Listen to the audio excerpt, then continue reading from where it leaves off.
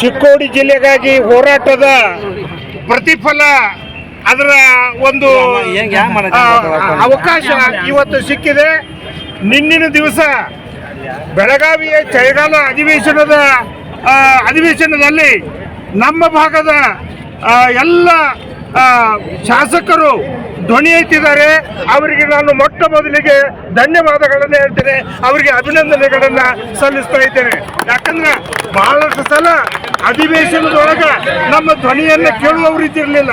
ಆದರೆ ಇವತ್ತು ಸನ್ಮಾನ್ಯರಾಗಿರ್ತಕ್ಕಂಥ ದುರ್ಯೋಧನ ಐಹೊಳೆ ಅವರು, ಶಶಿಕಲಾ ಜೊಲ್ಲೆ ಅವರು, ಹಾಗೆಯೇ ರಾಜೀವ್ ಕಾಗೆ ಅವರು, ಆಮೇಲೆ ಬಾಲಚಂದ್ರ ಜಾರಕಿಹೊಳಿ ಅವರು, ಸತೀಶ್ ಜಾರಕಿಹೊಳಿ ಅವರು, ಅದ್ರ ಜೊತೆಗೆ ರಾಮದುರ್ಗದ ಪಟ್ಟಣವರು ಕೂಡ ಚಿಕ್ಕೋಡಿ ಜಿಲ್ಲೆ ಆಗಬೇಕು ಅನ್ನತಕ್ಕಂಥ ಒಂದು ವಿಷಯವನ್ನು ಎತ್ತಿದ್ದಾರೆ.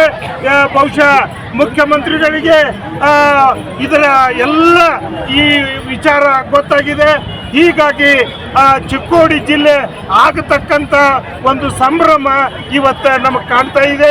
ಆದರೆ ನಾವು ಹೋರಾಟವನ್ನು ಬಿಡೋದಿಲ್ಲ. ಬಹುಶಃ ಅಲ್ಲಿವರೆಗೆ ನಮಗೆ ಎಲ್ಲಿವರೆಗೆ ಸಹಿಯಾಗಿ ಇದನ್ನು ಘೋಷಣೆ ಆಗ್ತಾ ಇದೆಯೋ ಅಲ್ಲಿವರೆಗೆ ನಿರಂತರವಾದಂಥ ಹೋರಾಟವನ್ನು ನಾವು ಮುಂದುವರಿಸ್ತೇವೆ ಅಂತ ತಿಳ್ಕೊಂಡು ತಮ್ಮ ಮುಖಾಂತರ ಸರ್ಕಾರಕ್ಕೆ ಮತ್ತು ಮಾನ್ಯ ಮುಖ್ಯಮಂತ್ರಿಗಳಿಗೆ ತಿಳಿಸಲು ಬಯಸುತ್ತೇವೆ. ಧನ್ಯವಾದಗಳು. ಚಿಕ್ಕೋಡಿ ಜಿಲ್ಲಾ ಹೋರಾಟ ಸಮಿತಿಗೆ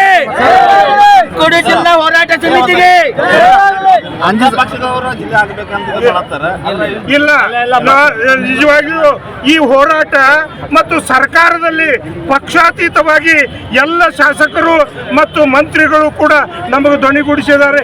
ಅಷ್ಟೇ ಅಲ್ಲ, ಕೆಲವರಂತೂ ಮೊದಲು ಚಿಕ್ಕೋಡಿ ಜಿಲ್ಲೆ ಆಗಬೇಕು ಅನ್ನತಕ್ಕಂಥ ವಿಚಾರವನ್ನ ಮುಂದಿಟ್ಟಿದ್ದಾರೆ. ಅದು ಸರ್ಕಾರ ಗಮನಕ್ಕೂ ಕೂಡ ಬಂದಿದೆ. ಸರ್, ಈಗ ಅತನಿ ಜಿಲ್ಲೆ ಸಂಬಂಧ ಬಂದ್ ಇಟ್ಟಿದ್ದಾರೆ ಸರ್, ಅದ್ರ ಸಂಬಂಧ ಏನ್ ಹೇಳ್ತಾರೆ? ಇಲ್ಲ, ಈಗ ನೋಡ್ರಿ, ಮುಖ್ಯವಾಗಿ ಶಾಸಕರ ಅಭಿಪ್ರಾಯವನ್ನು ಸಂಗ್ರಹಿಸುವಾಗ ಚಿಕ್ಕೋಡಿಗೆ ಅತ್ಯಂತ ಬಹುಮತ ಸಿಕ್ಕಿದೆ. ಎಲ್ಲ 18 ಶಾಸಕರಲ್ಲಿ ಸುಮಾರು 10-12 ಶಾಸಕರು ಚಿಕ್ಕೋಡಿ ಜಿಲ್ಲೆ ಆಗಬೇಕಂತ ಅನ್ನತಕ್ಕಂಥ ವಿಚಾರವನ್ನ ಸರ್ಕಾರದ ಗಮನಕ್ಕೆ ತಂದಿದ್ದಾರೆ. ಅದರ ವಿಚಾರ ಸರ್ಕಾರಕ್ಕೂ ಕೂಡ ಗಮನಕ್ಕೆ ಬಂದಿದೆ. ಈಗ ಅತನಿ ಪ್ರತಿಭಟನೆಗಾರರಿಗೆ ಏನ್ ಹೇಳಕ್ ಬಯಸ್ತಾರೆ ಸರ್? ಅವರಿಗೆ ನೋಡ್ರಿ, ಇದು ಪ್ರಜಾಪ್ರಭುತ್ವದೊಳಗ ಎಲ್ಲರಿಗೂ ತಮ್ಮ ತಮ್ಮ ಹಕ್ಕುಗಳನ್ನು ಕೇಳಲಿಕ್ಕೆ ಅಧಿಕಾರ ಇದೆ. ಆದ್ರೆ ನಾವೇನಂತೀವಿ, 40 ವರ್ಷಗಳ ನಮ್ಮ ಹೋರಾಟ ಏನಿದಿಲ್ಲ, ಇದಕ್ಕೆ ಮೊದಲ ಪ್ರಾಶಸ್ತ್ಯ ಕೊಡಬೇಕಂತ ತಿಳ್ಕೊಂಡು ಸರ್ಕಾರದಲ್ಲಿ ನಾವು ತಮ್ಮ ಮುಖಾಂತರ ವಿನಂತಿಯನ್ನು ಮಾಡ್ಕೊಳ್ತಾ ಇದ್ದೀವಿ. Okay sir. ವೀಕ್ಷಕರೇ, ನೀವು ಇನ್ನು ನಮ್ಮ ಜೀ ಕನ್ನಡ ಮೀಡಿಯಾ ಚಾನೆಲ್ಗೆ ಸಬ್ಸ್ಕ್ರೈಬ್ ಆಗಿಲ್ಲ ಅಂದ್ರೆ ಕೂಡಲೇ ಸಬ್ಸ್ಕ್ರೈಬ್ ಮಾಡಿ. ಇದಿಷ್ಟು ಈವರೆಗಿನ ಸುದ್ದಿ. ನಿರಂತರ ಸುದ್ದಿಗಳಿಗಾಗಿ ನೋಡ್ತಾ ಇರಿ ಜೀ ಕನ್ನಡ ಮೀಡಿಯಾ.